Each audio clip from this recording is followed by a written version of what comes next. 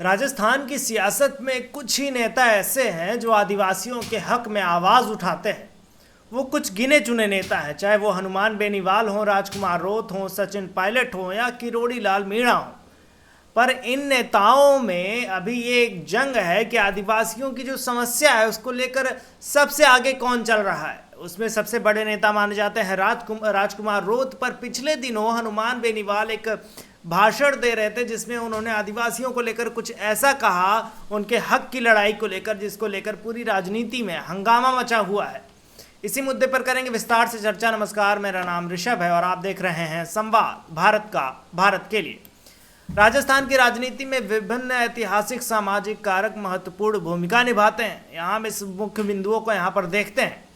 एक कार्यक्रम था जहां महाराणा प्रताप और राणा पूजा भील की जयंती का उल्लेख करके हनुमान बेनीवाल ने राजस्थान के ऐतिहासिक नायकों की महत्वता को बताया है। ये नायक न केवल वीरता के लिए जाने जाते हैं बल्कि वे सामाजिक पहचान और सांस्कृतिक गर्व का भी प्रतीक है। ये दिखाता है कि कैसे इतिहास को याद करने से वर्तमान राजनीतिक पहचान और समुदाय की एकजुटता जो होती है वो बनी रहती है। इस कार्यक्रम में विभिन्न समुदायों को एकत्र होना था, जैसे भील समाज इसमें एकत्र हुआ। इस बात ये दिखाता है कि राजनीति में सभी वर्गों की भागीदारी आवश्यक है।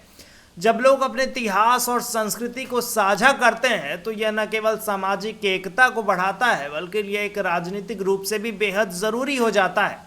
समाज के विभिन्न वर्गों के बीच समझदारी और सहयोग से ही एक मजबूत राजनीतिक आधार तैयार होता है।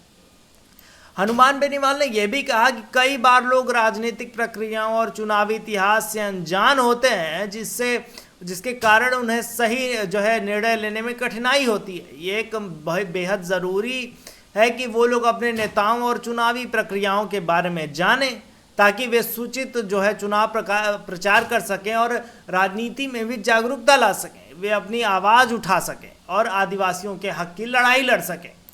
डॉक्टर भीमराव अंबेडकर के योगदान के संदर्भ में हनुमान बेनीवाल के मतदान के अधिकार की आवश्यकता को इन्होंने बताया है। मतदान का अधिकार केवल एक कानूनी अधिकार नहीं है बल्कि ये सामाजिक न्याय और समानता की दिशा में एक कदम है। अगर सभी वर्गों के वोट का अधिकार नहीं होता तो राजनीतिक प्रतिनिधित्व अधूरा रहता और सत्ता का वर्चस्व केवल कुछ ही वर्गों तक सीमित रह जाता। ऐसा कहना है हनुमान बेनीवाल का।